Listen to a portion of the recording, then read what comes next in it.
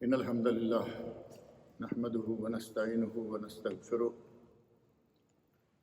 ونعوذ بالله من شرور أنفسنا ومن سيئات أعمالنا من يهده الله فلا مضل له ومن يضلل فلا هادي له وأشهد أن لا إله إلا الله وحده لا شريك له وأشهد أن محمدا عبده ورسوله أما بعد فإن خير الحديث كتاب الله وخير الهدي هدي محمد صلى الله عليه وسلم وشر الأمور محدثاتها وكل محدثة بدعة وكل بدعة ضلالة وكل ضلالة في النار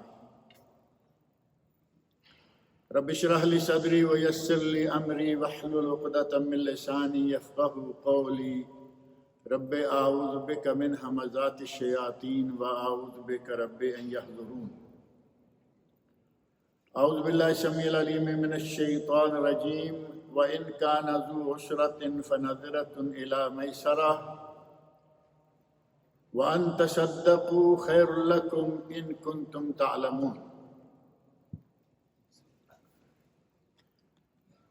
گزشتہ جمعہ یہ بات چل رہی تھی کہ جیسا کوئی کرے گا ویسا ہی اس کو نتیجہ ملے گا، جیسا کرو گے ویسا بھرو گے، جیسی کرنی ویسی بھرنی، جو بو گے سو کاٹو گے۔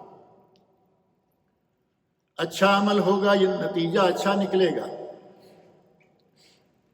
محنت کی ہوگی تو رزلٹ اچھا آئے گا، اور اگر سو کر گزار دی تو رزلٹ بھی ویسا ہی آئے گا۔ اگر ہم نیک عمل کریں گے تو اس کا بدلہ اللہ رب العزت ہمیں دنیا میں بھی اچھا دے گا اور آخرت میں بھی اچھا دے گا، دونوں جہانوں میں خیر و برکت۔ اور اگر کوئی کہے کہ میں زندگی تو اپنی مرضی سے گزاروں اور آخرت اللہ مجھے میری مرضی کی دے دے، تو ایسا تو نہیں ہوگا۔ یہ معروف ہے کہ آدمی جو بوتا ہے وہی کاٹتا ہے۔ مسلمانوں کو تو اللہ رب العزت نے بہت ہی نعمتوں سے نواز رکھا ہے، جن میں سے ایک یہ بھی ہے کہ مسلمان کو دنیا میں بھی بڑا اچھا بدلہ ملتا ہے اور آخرت میں بھی، جبکہ کافر کے لیے یہ بات نہیں ہے۔ کافر بھی اچھا عمل کرتے ہیں یا نہیں؟ کافر بھی بہت اچھے عمل کرتے ہیں، جو اگر ہم شرعی نقطہ نظر کو دیکھیں تو بات الگ ہے، لیکن دنیا میں فلاح و بہبود کے کام، دوسروں کی مدد کرنا، دوسروں سے تعاون کرنا، محتاجوں مسکینوں بیواؤں کی مدد کرنا، یہ کام کافروں میں بھی بہت ہے۔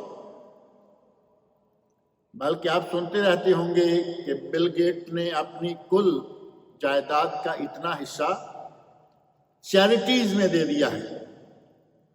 ہمارے یہاں تو کہیں گے نا فی سبیل اللہ دے دیا، ان کے یہاں چونکہ فی سبیل اللہ ہے ہی نہیں، ان کے یہاں تو جو کچھ ہے دنیا ہی ہے، چیریٹیز میں دے دیا، فلاح و بہبود کے کاموں میں دے دیا، فلاں نے اپنی کل مالیت کا اتنا دے دیا، فلاں نے اپنی کل جائیداد کا اتنا۔ ہم سوچ بھی نہیں سکتے کہ اتنی بڑی بڑی اماؤنٹ وہ لوگوں کے لیے خرچ کر دیتے، اور انہوں نے بہت بڑے بڑے ایسے پروجیکٹ بنائے ہوئے ہیں جن میں ان کی جیب میں کچھ نہیں، بلکہ سارے کا سارا لوگوں کے لیے جاتا ہے۔ لیکن کیا ان کو آخرت میں اس کا ثواب ملے گا؟ نہیں ملے گا۔ لاکھوں کروڑوں ملینز بلینز ٹریلینز جتنا بھی خرچ کر دیں، اس دنیا میں تو اللہ ان کو یقیناً کچھ نہ کچھ دے گا، اور دیتا ہے، زندگی دی ہے، صحت دی ہے، اولاد دی ہوئی ہے، دولت دی ہوئی ہے، سارا کچھ ہے، لیکن آخرت میں ان کے لیے کچھ نہیں ہے۔ ام المومنین حضرت عائشہ رضی اللہ عنہا کہتی ہیں یا رسول اللہ، عبداللہ بن جدعان جو کہ بہت ہی بڑا سخی آدمی تھا، حاتم طائی بھی تو سنا نا آپ نے، حاتم طائی تو ایک ضرب المثل انسان بن چکے ہیں کہ تم بڑے حاتم، ایک دوسرا جو بڑا ہی سخی آدمی تھا وہ تھا عبداللہ بن جدعان۔ عائشہ رضی اللہ عنہا فرماتی ہیں کہ یا رسول اللہ، وہ ہر سال حاجیوں کو 100 اونٹ ذبح کر کے ایسے ہی کھلا دیا کرتا تھا، کیا اسے کوئی ثواب ملے گا؟ اب آپ اندازہ کریں کہ اونٹ 1 2 10 نہیں، 100 اونٹ، گویا کہ سارے حاجیوں کو وہ گوشت کھلا کے مزے کروا کے بھیجا کرتا تھا۔ پوچھا کیا اسے کوئی ثواب ملے گا؟ بظاہر تو یہ لگتا ہے نا کہ حاجیوں کو، عام لوگوں کو بھی نہیں، جو بڑے اچھے مقام پر، اعلیٰ مقام پر پہنچے ہوئے ہوتے ہیں، بیت اللہ کا طواف کر رہے ہوتے ہیں، مزدلفہ، منی، عرفات جا رہے ہوتے ہیں، ان لوگوں کو وہ کھلاتا ہے۔ نیک لوگوں کو وہ 100 اونٹ ہر سال کھلاتا آ رہا، کیا اسے کوئی ثواب ملے گا؟ تو فرمایا عائشہ نہیں۔ نبی اکرم صلی اللہ علیہ وسلم فرمایا عائشہ نہیں، اس نے کبھی آخرت کا ثواب طلب ہی نہیں کیا، کیونکہ آخرت پر کافر کا ایمان ہی نہیں ہوتا۔ اگر وہ ایمان والا ہوتا، مسلمان ہوتا، تو اس کو دنیا میں عزت تو ملتی ہی ملتی، آخرت میں اللہ اس کو سرخرو کرتا۔ آج دنیا میں ایسے بہت سارے عبداللہ بن جدعان ہیں، اسلام نہیں لائے، کافر ہیں، لیکن فلاح و بہبود کی تنظیمیں، چیریٹیز، پروگرام، بہت کچھ، بہت بڑے بڑے فنڈ قائم کر رکھے ہیں، جو سارے کے سارے غریبوں، مسکینوں، یتیموں، بیواؤں، فقیروں کے کام آتے ہیں، لیکن ان کو اس کا کوئی ثواب نہیں ملے گا۔ البتہ دنیا میں صحیح مسلم میں حدیث موجود ہے کہ اللہ ان کو دنیا میں ہی ان کی ان نیکیوں کا بدلہ دے کے فارغ کر دے گا، لیکن خالی نہیں جائیں گے۔ اگر کوئی اچھا کرے گا تو اسے دنیا میں کم از کم، کافر ہے تو دنیا میں اس کا اچھا بدلہ مل جائے گا، اور اگر ظلم کرے گا تو دنیا میں ہی، ظلم کرے گا تو دنیا میں ذلت و رسوائی اس کا مقدر ہوگی۔ آخرت کی باری آئے گی تو وہاں تو اللہ رب العزت نے طے کر رکھا ہے نا کہ جو اسلام میں مسلمان نہیں ہوگا، اسلام میں داخل نہیں ہوگا، اس کا ٹھکانہ کیا ہوگا؟ دائمی جہنم، خالدین فیہا، اس میں ہمیشہ رہیں گے۔ لیکن اگر مومن ہے، مسلمان ہے، نیکی کرتا ہے، تو اللہ تعالیٰ اسے دنیا میں بھی اچھا بدلہ دیتا ہے۔ نبی اکرم صلی اللہ علیہ وسلم نے بعض لوگوں کی مثال بیان فرمائی کہ ان کے پاس کوئی بہت بڑا عمل نہیں تھا۔ صحیح بخاری، صحیح مسلم میں حدیث موجود ہے، حضرت ابو ہریرہ رضی اللہ عنہ اس حدیث کے راوی ہیں، کہتے ہیں کہ نبی اکرم صلی اللہ علیہ وسلم نے پہلے لوگوں میں سے ایک آدمی کی بات بتائی، کان رجل یداین الناس، ایک آدمی لوگوں کے پاس ساتھ لین دین کیا کرتا تھا، تاجر تھا، سودا لیتا، سودا دیتا، اور جو لوگوں کے ساتھ دین لین کرتا، اس کے جو لوگ تھے کام کرنے والے، اب ظاہر ہے کہ تاجروں کے پاس آگے سینکڑوں لوگ ہوتے ہیں، آپ جانتے ہیں کہ ایک کمپنی میں سینکڑوں نہیں ہزاروں لوگ کام کرتے ہیں، اور ہزاروں لوگ کچھ سارے کی ساری لیبر تو نہیں ہوتی نا، ان میں اکاؤنٹنٹس ہیں، ان میں مینیجرز ہیں، ان میں انجینئرز ہیں، ان میں فلاں ہیں۔ جس آدمی کی کوئی ذمہ داری ہوتی کہ جس کے ہاتھ میں پیسہ آنا ہے یا جانا ہے، وہ بھی تو معروف ہوتے ہیں نا۔ ایک بہت بڑی پارٹی سیلز مین بھی ہوتی ہے، پرچیزر ہوتے ہیں، سیلز مین ہوتے ہیں، وہ اپنے لوگوں کو یہ کہہ دیا کرتا تھا، اذا اتیت معسرا فتجاوز عنہ، جب کبھی کسی غریب، نادار، مسکین، تنگ دست، معسر کا معنی یہ نہیں ہے کہ وہ مر رہا ہے، تنگ دست ہے، اس بیچارے کا اپنا گزارا بڑی مشکل سے ہو رہا ہے، اگر کبھی ایسے آدمی کے پاس آؤ تو اس وقت فتجاوز عنہ، اسے نظر انداز کر دو، اس سے گزر جاؤ۔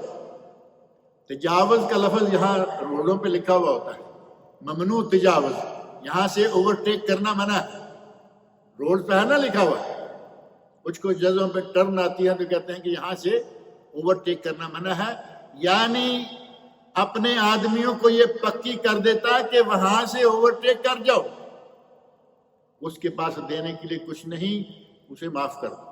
جب کسی کو پہلے سے کہا گیا ہو کہ جس کے پاس کچھ نہیں ہے اس کو معاف کر دینا، بات ختم ہو گئی۔ اور وہ ایسا ہی کرتے رہے۔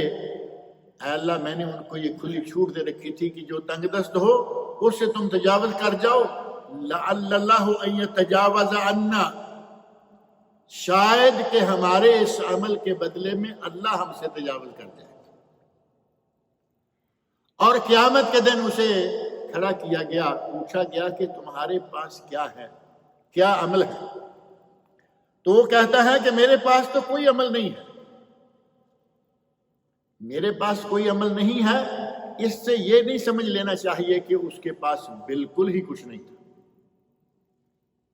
علامہ ابن باز رحمۃ اللہ علیہ نے ان تین حدیثیں ملتی ہیں، ایک ہی طرح کی حضرت ابو ہریرہ رضی اللہ عنہ سے مروی، دوسری حضرت ابو مسعود بدری، ایک ہیں حضرت عبداللہ بن مسعود، ایک ہیں ابو مسعود بدری رضی اللہ عنہ، اور تیسری ہے حضرت حذیفہ بن یمان رضی اللہ عنہ۔ تینوں کی احادیث میں اسی طرح کے واقعات موجود ہیں۔ ان تینوں کی شرح بیان کرتے ہوئے علامہ ابن باز رحمۃ اللہ لکھتے ہیں کہ یہ نہ سمجھ لیا جائے کہ جو کہتا ہے کہ میرے پاس تو کچھ بھی نہیں تھا، کوئی عمل ہی نہیں ہے، نہیں، اس کے پاس سب سے پہلے توحید تھی، اللہ کی ذات پر اس کا صحیح طور پر ایمان تھا، اور وہ مشرک بھی نہیں تھا۔ اب یہ دو چیزیں جس کے پاس آ جائیں، اس کے پاس تو بہت بڑا عمل موجود ہے، لیکن اس کا کہنا تھا کہ فرائض، واجبات، سنتیں، نوافل، کچھ اس طرح کے اعمال میرے پاس نہیں ہیں، نہ ہونے کے برابر۔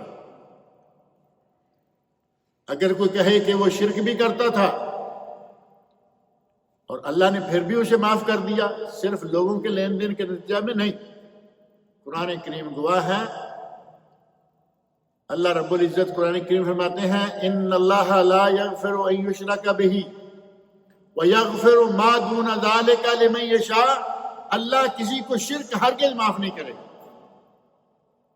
باقی جو گناہ ہیں جس کو چاہے وہ معاف کرتا، جتنے چاہے معاف کرتا، اور شرک تو کسی کو معاف نہیں ہے۔ قرآن کریم میں اللہ رب العزت نے ایک ہی جگہ 18 پیغمبروں کے نام لیے مسلسل، اور آخر میں فرمایا وَلَوْ أَشْرَكُوا لَحَبِطَ، وَلَوْ أَشْرَكُوا، اگر کبھی یہ نبی بھی شرک کریں، یہ نبی بھی شرک کرتے، لَحَبِطَ عَنْهُمْ مَا كَانُوا يَعْمَلُونَ، تو ان کے سارے عمل برباد ہو جاتے۔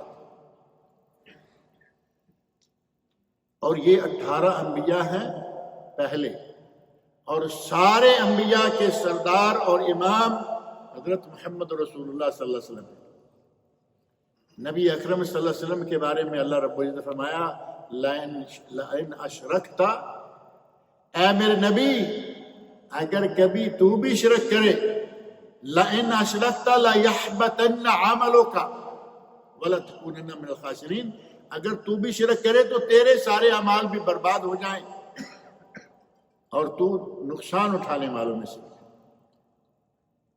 شرک نہیں تھا، توحید پر تھا، لیکن دوسرے کوئی عمل نہیں تھے۔ اللہ رب العزت نے فرمایا کہ تم یہ کہتے ہو کہ میں اپنے لوگوں سے کہا کرتا تھا تجاوزوا عنہ، اگر کوئی غریب ہے، مسکین ہے، محتاج ہے تو اس سے تجاوز کر جاؤ۔ حضرت ابو مسعود بدری رضی اللہ عنہ والی حدیث میں ہے، کہتے ہیں اللہ رب العزت فرماتے ہیں نحن احق بذلک منہ، ہم اس بندے سے زیادہ حقدار ہیں کہ ہم تجاوز کر جائیں۔ یہ انسان ہو کر، میرا بندہ ہو کر دوسرے بندوں سے تجاوز کرتا تھا، معافی تلافی کا معاملہ کرتا تھا، ہم تو زیادہ حقدار ہیں، ہم تو خالق و مالک کائنات ہیں۔ فرمایا جاؤ، ہم تم سے تجاوز کر گئے، ہم نے تمہیں معاف کر دیا۔ اگر کوئی آدمی دنیا میں لوگوں کو اس طرح معاف کرے گا تو اللہ آخرت میں اسے معاف کر دے گا۔ کتنا بڑا عمل ہے۔ ایک معاف کرنا یہ ہے کہ دیکھا کہ آدمی کے پاس پیسے کم ہیں وہ बेचारा गिन रहा है, कुछ जमा करके रखे हुए थे. आजकल बड़े मामलात ऐसे आ रहे हैं, किराया पूरा नहीं हो रहा घर का, जोड़ तोड़ करके कहते हैं भाई तुम्हारा 6,000 बनता है. साहब बादल मेरे पास अभी 4,500 है. कहते नहीं, 500 पहले. सूद खाने वालों के बारे में आपने सुना है ना, वो कहते हैं कि सूद पहले और मूल बाद में. यानी 5,000 कैश दिया है, उसके ऊपर 1,000 सूद का कहते हैं, वो 1,000 पहले लूंगा, 5,000 बाद. इस आदमी को अल्लाह से क्या उम्मीद रखना होगी? थोड़े से पैसे माफ करने को तैयार नहीं. अगर कुछ उसके पास कमी है, कहो जो है वो दे दो, बाकी माफ कर दो. ये भी माफ करना है. सारे माफ कर दे, दौलतों का मालिक है, उसके लिए तो कोई मुश्किल नहीं है. लेकिन कम अज कम किसी से 1,000 लेना है, उसके पास 900 है, ले लो भाई, कोई बात नहीं, दे दो, 900 दे दो. और हमारे यहाँ माफ करने का एक तरीका बड़ा मुरवज है, और बहुत सारे लोग सवाल भी पूछते रहते हैं. कहते हैं जी हमने एक आदमी से कर्जा लेना था, और 20-50 हज़ार जितना भी है, काफी अरसे से वो कर्जा फंसा हुआ है, वो दे नहीं रहा. बल्कि क्या करे मिस्कीन, उसके पास है ही नहीं, ये भी पता है, उसके पास है ही नहीं देने के लिए. अब माफ करने का तरीका क्या निकाला है? कहते हैं कि हम उसके पास वो कर्जा बतौर ज़कात छोड़ दें. अगर कोई आदमी पैसे नहीं दे रहा, कुछ लोग ऐसे भी हैं, कर्जा लेके कहेंगे जाओ लेके दिखाओ, ये कोर्ट है, ये कचहरी है, ये जज है, ये कादी है, लेके तो दिखाओ. अब पीछे हटकर कहे कि चले हम इसको माफ कर दें, ज़कात के तौर पर इस पर कटवा दें. वो तो डंके की चोट पर तुमसे खा रहा है, तुम ये ज़कात में कैसे घटाओगे? और उधर बेचारा भूखा मर रहा है, उसके पास देने को कुछ नहीं, और तुम ज़कात में कटवा रहे हो. अल्लामा इब्न बाज रहमतुल्लाह अलैह का फतवा है कि ऐसा आदमी अगर ज़कात के तौर पर अपना कर्जा कटवाता है, उसकी ज़कात अदा नहीं होगी.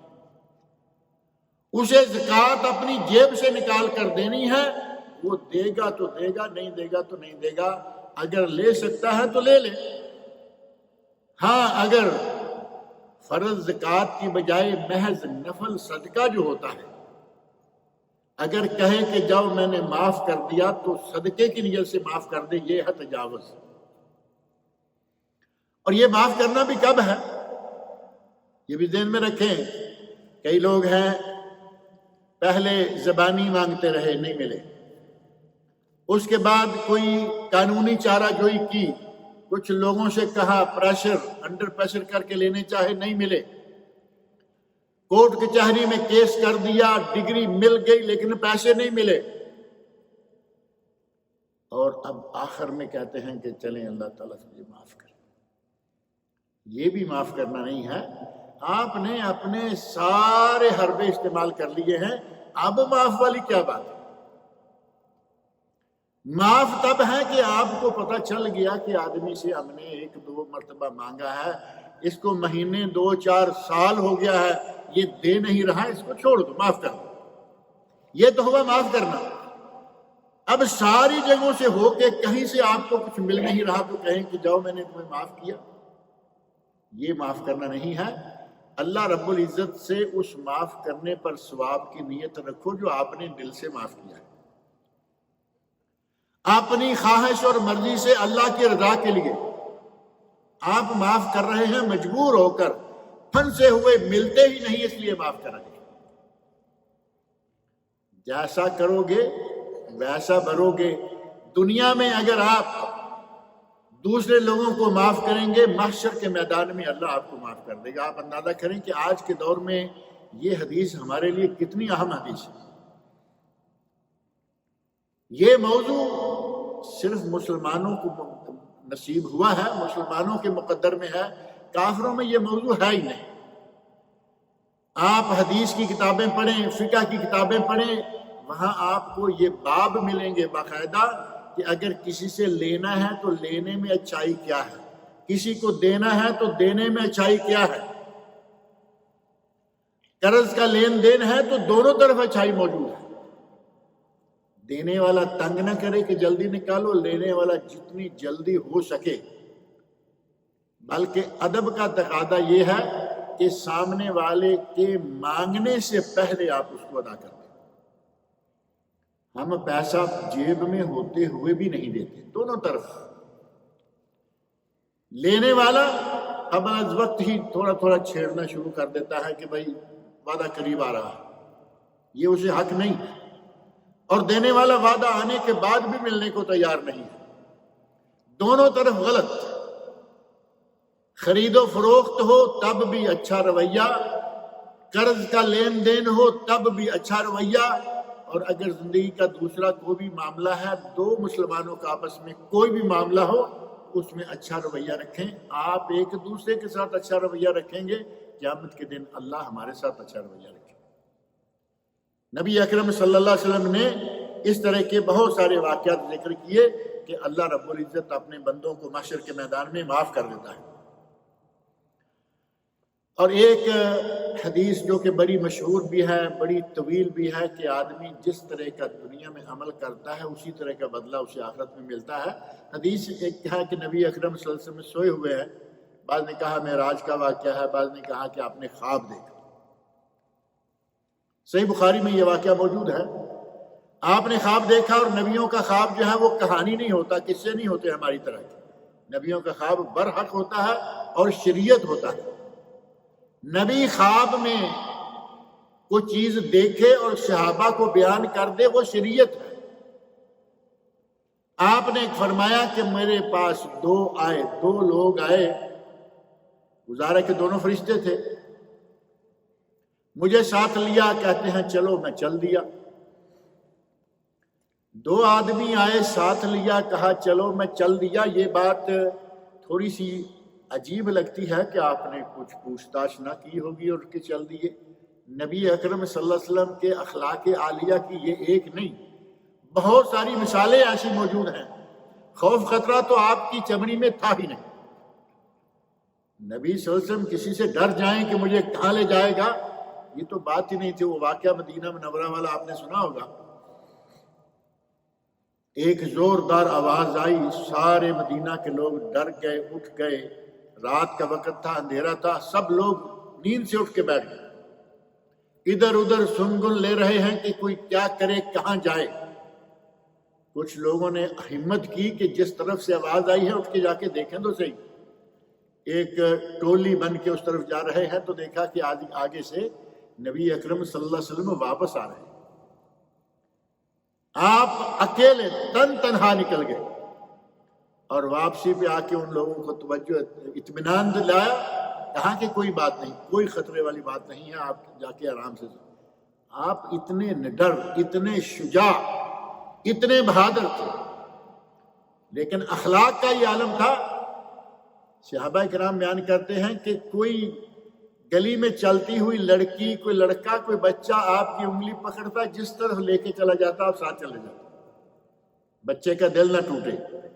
کنیز، جن کی بھیڑ بکریوں کی طرح اس زمانے میں کوئی قیمت نہیں تھی، کنیز آتی بازار سے، گھر سے، جہاں نبی اکرم صلی اللہ علیہ وسلم کو پایا وہاں سے آپ کا پلو پکڑا اور ایک طرف لے کے چل دی، اور آپ اس کے ساتھ چل دی۔ یہ آپ کا اخلاق عالیہ تھا۔ یہ آدمی آئے، کہا چلو، آپ ساتھ چل دی۔ جو بچوں کے لیے، کنیزوں کے لیے اتنے مہربان ہیں اور اس طرح کے واقعات میں اتنے نڈر ہیں، انہیں کسی کے ساتھ چلنے میں کون سا خطرہ تھا یا خوف تھا؟ آپ فرماتے ہیں کہ میں گیا، میں نے دیکھا کہ ایک آدمی ہے، دو چار لوگ اس کے اوپر مسلط ہیں، ان کے پاس لوہے کے کچھ ایسے آلے ہیں، وہ یہاں ناک میں ڈالتے ہیں، گدی تک کھینچ کے لے جاتے ہیں، آنکھ میں ڈالتے ہیں، گدی تک کھینچ کے لے جاتے ہیں، باچھوں میں ڈالتے ہیں، گدی تک کھینچ کے لے جاتے ہیں۔ اس طرف سے فارغ ہوئے، اس طرف آ گئے، اتنے میں وہ سائڈ برابر ہو گئی۔ یہ سلسلہ مسلسل چل رہا ہے۔ میں نے پوچھا کہ یہ کیا ہے؟ انہوں نے کہا نہیں، آپ آگے چلیے۔ آگے چل گئے، ایک آدمی کا سر پتھر کے ساتھ کچلا جا رہا ہے، پتھر لڑکتا ہے، وہ جا کے پتھر لاتا ہے، اتنے میں سر دوبارہ سالم ہو جاتا ہے، مکمل ہو جاتا ہے۔ پوچھا یہ کون ہے؟ فرمایا آگے چلو۔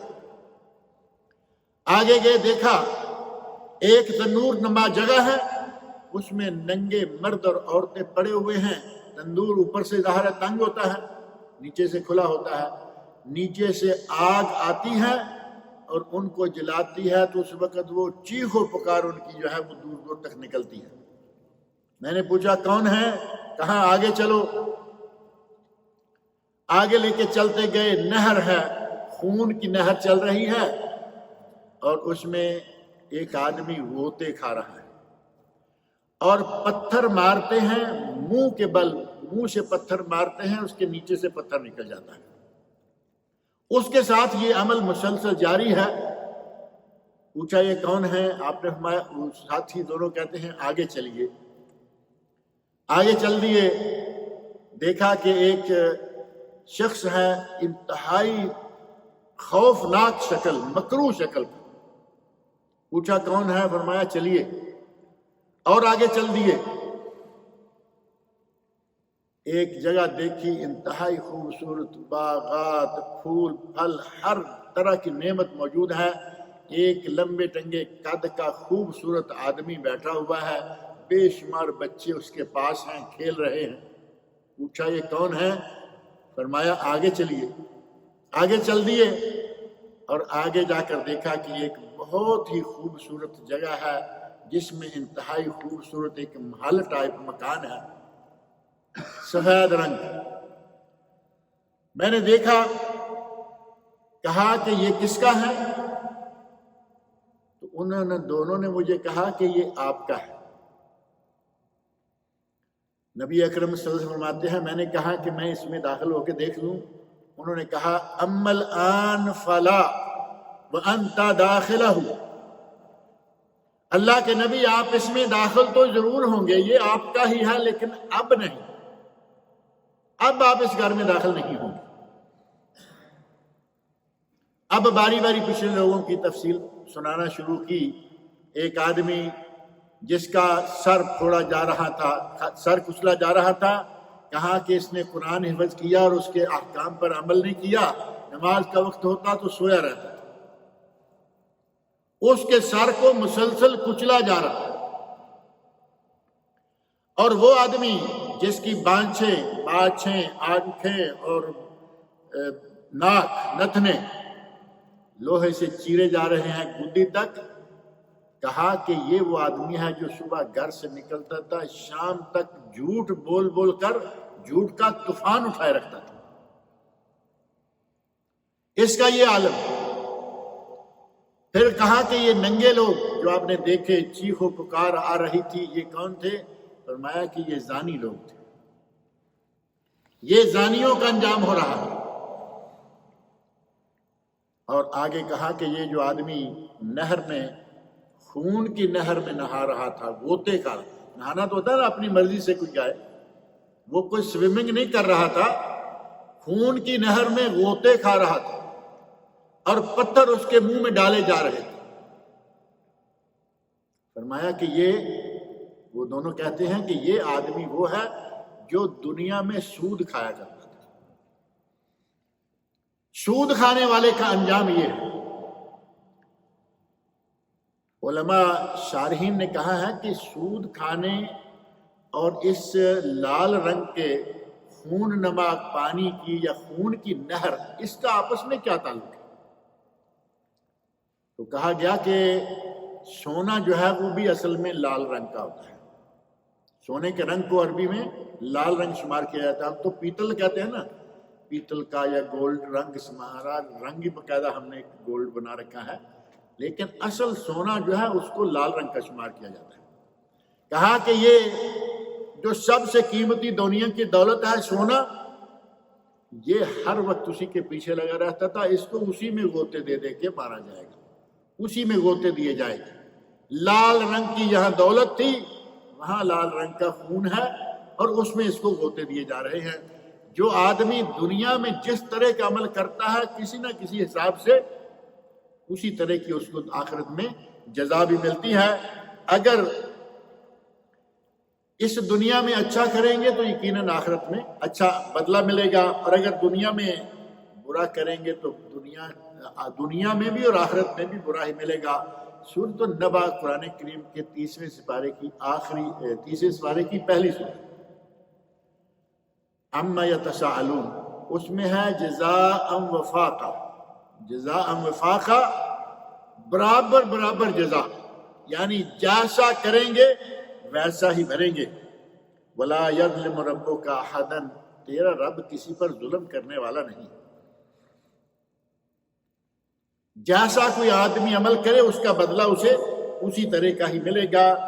اور دوسری طرف دیکھیں، نبی اکرم صلی اللہ علیہ وسلم ارشاد فرماتے ہیں کہ دنیا میں مرد ہو کر دنیا میں ریشم پہنے گا، اسے آخرت میں ریشم نہیں ملے گی۔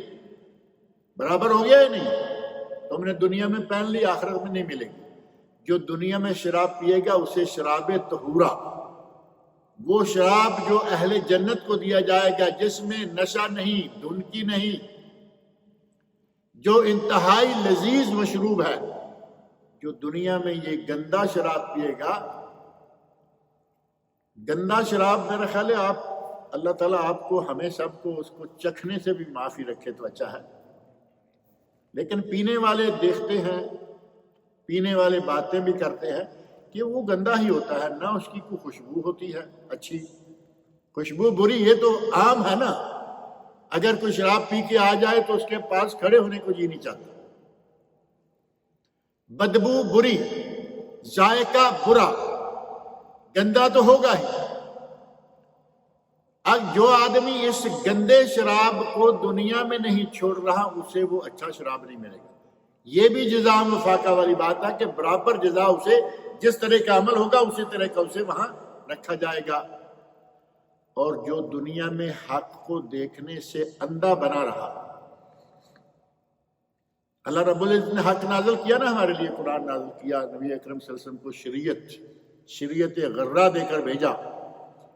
جو آدمی دنیا میں حق کو دیکھنے سے اندھا رہا، قیامت کے دن اسے اندھا اٹھایا جائے گا۔ یہ بات تو قرآن کریم میں موجود ہے نا۔ قیامت کے دن آدمی کو اندھا اٹھایا جائے گا، وہ کہے گا کہ یا اللہ مجھے اندھا کیوں اٹھایا گیا ہے، میں تو آنکھوں والا تھا۔ اللہ رب العزت کے شاہ فرمائیں گے تمہارے پاس ہمارا حق آیا تھا، ہماری کتاب آئی تھی، تم اسے پڑھنے سے اندھے بنے رہے، تم نے ہماری کتاب کو پڑھا نہیں بلکہ اندھے بنے رہے، آج تمہیں اسی طرح اندھے ہی رکھا جائے گا۔ جس طرح کا عمل اسی طرح کی جزا، دنیا میں بھی اور آخرت میں بھی۔ نمازی پرہیزگار ہے، دیکھیں اللہ رب العزت نے اس کے لیے آخرت میں بھی جزا اسی طرح کی رکھی ہوئی ہے۔ باقاعدہ باب الصلاح، جنت کے دروازوں میں سے ایک باب الصلاح ہے، باب الصوم ہے، باب الصلاح، باب الصوم، باب الصدقہ۔ اور غالباً پچھلے درس میں یہ بات آئی تھی کہ اگر کوئی آدمی دنیا میں حج کی حالت میں فوت ہو جاتا ہے تو قیامت کے دن کیسے اٹھایا جائے گا؟ حج ہی اٹھایا جائے گا۔ آدمی فوت ہو گیا، اونٹنی سے گرا، نبی اکرم صلی اللہ علیہ وسلم کا ساتھ ہے، اس وقت حجۃ الوداع کا واقعہ، اونٹنی سے گرا، گردن ٹوٹ گئی، جانور نہیں ہو سکا۔ آپ نے فرمایا کہ اسے نہلاؤ، اس کو کفن دو، وَلَا تَغُطُّ رَأْسَهُ وَلَا تُحَنِّطُوهُ، اس کا سر بھی نہ ڈھانپو اور اس کو خوشبو ہی نہ لگاؤ۔ سر نہ ڈھانپو کیونکہ یہ احرام کی حالت میں ہے، اور خوشبو نہ لگاؤ، احرام کی حالت میں خوشبو منع ہے۔ اور ساتھ ہی نبی اکرم صلی اللہ علیہ وسلم نے اس کی آخرت کے بارے میں فرما دیا فَإِنَّهُ يُبْعَثُ يَوْمَ الْقِيَامَةِ مُلَبِّيًا، یہ دنیا میں حج کرتے ہوئے فوت ہوا ہے، محشر کے میدان میں قبر سے لبیک پکارتا ہوا اٹھے گا۔ آدمی جس قسم کا عمل کرے گا اسے اسی قسم کا بدلہ جو ہے وہ اللہ رب العزت آخرت میں دے گا، اور یہ یقینی بات ہے۔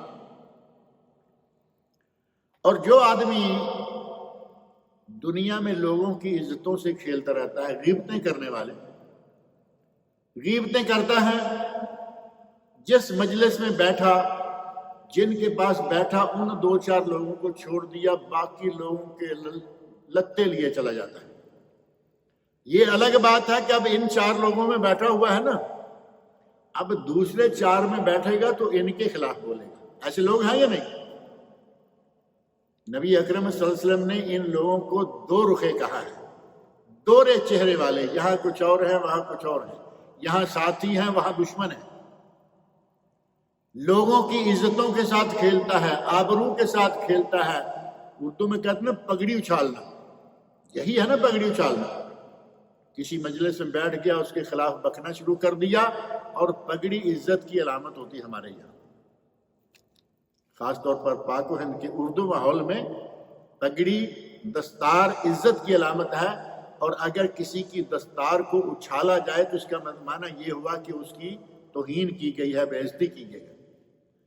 اگر کوئی دوسروں کی پگڑی اچھالتا ہے، دوسروں کی دنیا میں وہ بے عزتی کرتا ہے، اس کا قیامت کے دن انجام کیا ہوگا؟ تانبے کے ناخن ہوں گے، تانبے کے ناخن ہوں گے. ساری دنیا کے سامنے وہ اپنے چہرے کو نوچے گا. دنیا میں لوگوں کی عزتیں نوچتا رہا، قیامت کے دن اپنا چہرہ عزت نوچے گا. لوگوں کو کہتے ہیں نا کہ مجھے تو کسی کے سامنے منہ دکھانے کے لائق نہیں چھوڑا. قیامت کے دن یہ اپنے منہ کو لوگوں کے سامنے، اہل جہنم کی موجودگی میں ان کے سامنے اپنا چہرہ نوچے گا. اسی طرح کیا کوئی ایک نہیں، بہت سارے اعمال ہیں، اچھے اعمال ہیں، ان کا بدلہ اللہ رب العزت اچھا دے گا، ویسا ہی دے گا. برے افعال ہیں، ان کا بدلہ اللہ رب العزت برا دے گا، دنیا میں بھی اور آخرت میں بھی. اور اچھا عمل جو ہے وہ تو کافر بھی کرے تو کچھ نہ کچھ اس کو دنیا میں فائدہ ہو جاتا ہے. اور ہم تو الحمدللہ مسلمان ہیں. ہمیں تو یہ ایک بہت بڑا انعام حاصل ہے کہ دنیا اور آخرت دونوں میں، دنیا میں بھی اللہ دیتا ہے اور آخرت میں بھی دیتا ہے. ہمیں تو چاہیے. کافر کے بارے میں قرآن کریم میں اللہ نے کہا ہے کہ ان سے کہو کہ آپ مرنے کی خواہش کریں. کافروں سے کہو کہ اگر یہ اپنے آپ کو سمجھتے ہیں نحن ابناء اللہ و احباؤہ، یہودی کہتے تھے نا نحن ابناء اللہ و احباؤہ، ہم تو اللہ کے بیٹے اور اللہ کے پیارے ہیں. اللہ نے فرمایا اگر اللہ کے بیٹے اللہ کے پیارے ہیں تو انہیں کہو موت کی تمنا کر کے دکھائیں، کوئی نہیں کرے گا، کیونکہ پتہ ہے کہ ہمیں آگے جا کے کیا ملنے والا ہے یا ملے گا نہیں. مومن کو صرف آخرت کی نعمتیں ملیں گی، مسلمان کو آخرت کی نعمتیں ملیں گی. کافر کے لیے، مشرک کے لیے وہ نعمتیں نہیں ہیں. اللہ رب العزت مجھے اور آپ سب لوگوں کو ہر وہ نیک عمل سر انجام دینے کی توفیق عطا فرمائے جس میں اللہ رب العزت ہمیں دنیا میں عزت و آبرو عطا فرمائے اور آخرت میں اللہ رب العزت ہمیں اس کا بہتر بدلہ عطا کرے. اللہ رب العزت مجھے اور آپ سب لوگوں کو نیک عمل کی